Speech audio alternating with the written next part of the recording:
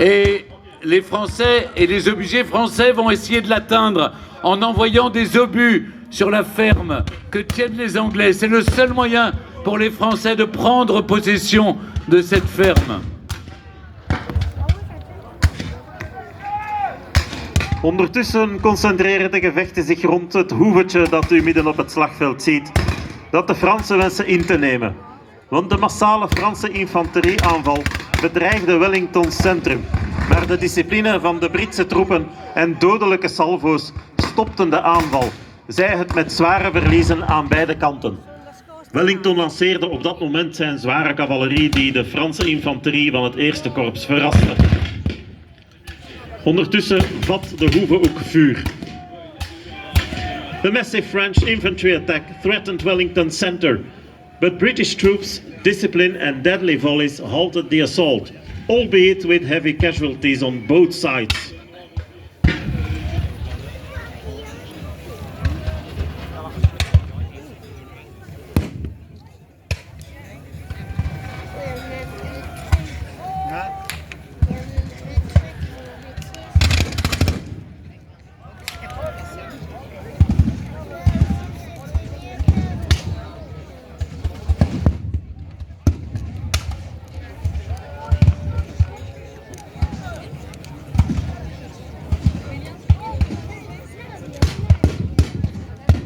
Les Prussiens sont de plus en plus nombreux sur le champ de bataille. En lançant des offensives sur le flanc droit de l'armée française, ils menacent de lui couper son unique route de retrait. Napoléon est alors obligé d'envoyer de plus en plus de troupes pour tenter de contenir la vague prussienne. Et malgré une résistance farouche des soldats de la garde impériale, la digue est prête à céder.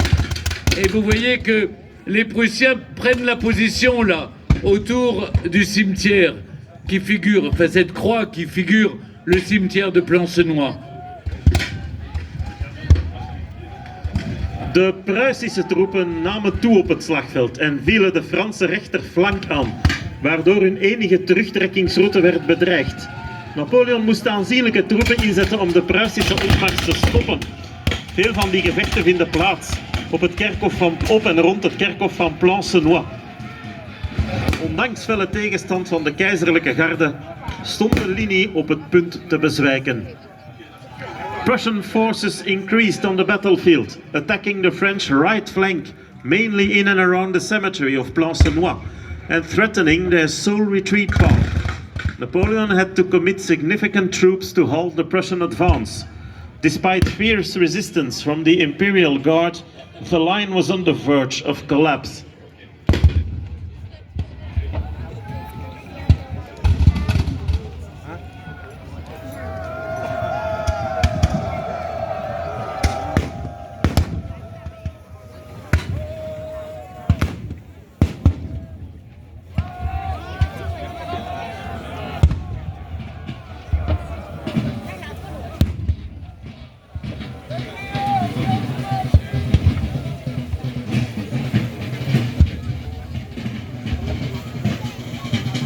Escadron!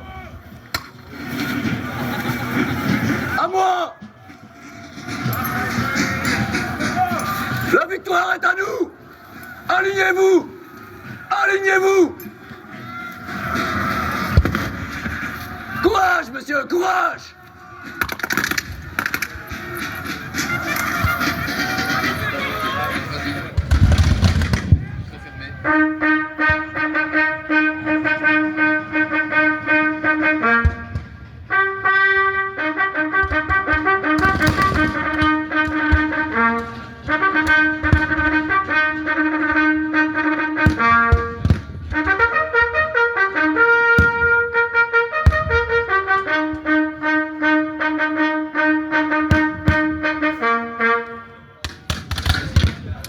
Vers 16 heures, pensant que l'ennemi entame sa retraite, le maréchal Ney, que vous venez d'entendre, rassemble les brigades de cuirassiers du 4e corps de cavalerie du général Milhaud.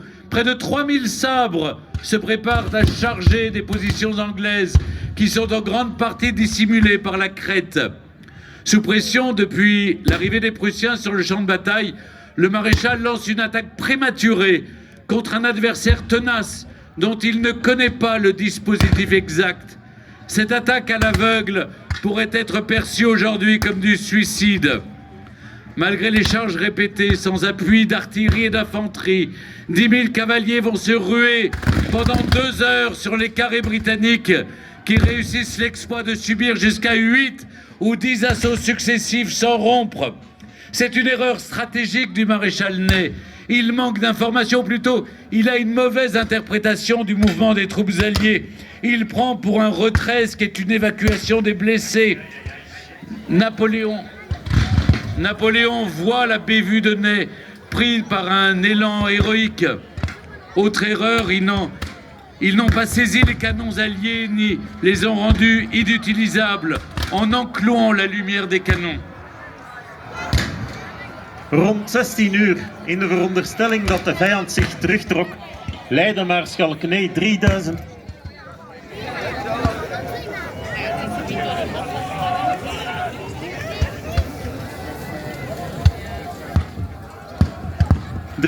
kurassiers in een blinde aanval op de Britse posities.